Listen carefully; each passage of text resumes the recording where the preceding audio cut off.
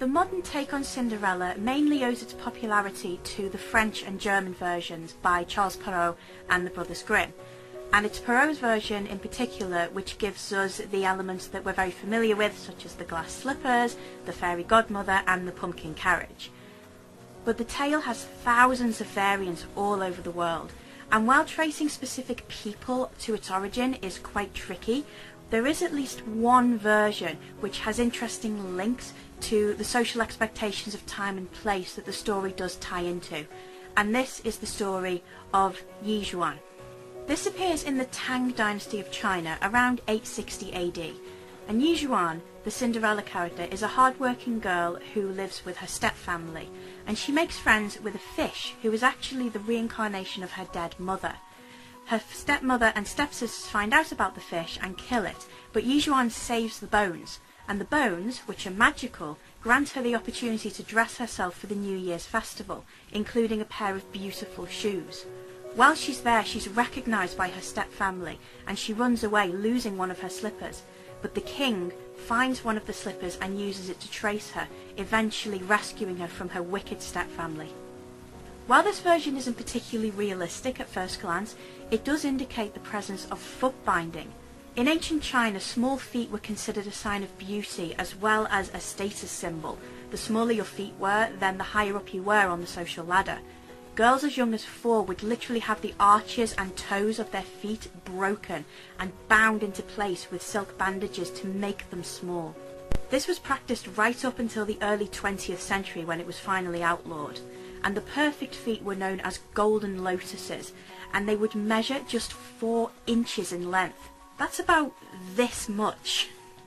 So with this emphasis on feet in mind, it's interesting to note that Yi Zhuan's slipper is the thing that leads the king to her and delivers her from this life of squalor and servitude up to a life of prosperity and royalty. Going even further back into history, the earliest known variant of the Cinderella story is that of Rhodopis, who was a Greek courtesan who married an Egyptian pharaoh. And this one dates to the 1st century BC, though it could go as far back as the 6th century BC.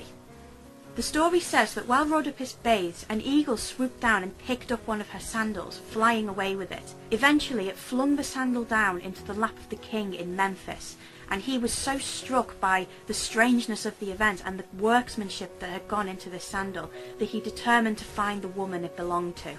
He sent men all over the place to try and find the lady who owned the shoe, and when he finally came across Rhodopis, she became his wife. Because the story of an oppressed girl finding salvation is such a worldwide one, the number of small details in this story are staggering. Aside from ancient Greece and China, we also find mention of the tale from Finland, Scotland, Japan, Vietnam, Norway, and even in the Arabian Nights.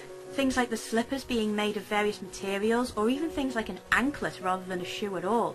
There being multiple balls instead of just one, or even just going to church rather than just going to a ball, or even not having to leave by midnight. In some versions, the Cinderella character leaves the ball not because she's worried about getting caught or because she has a curfew. She's just tired. All these differing stories have been influenced by the cultures and the time periods that they came from, so it's unlikely that we're ever going to be able to nail down an absolute source for the Cinderella story. But as time has passed, various cultures have met and the tale has grown and twisted into what we recognise as the modern version today.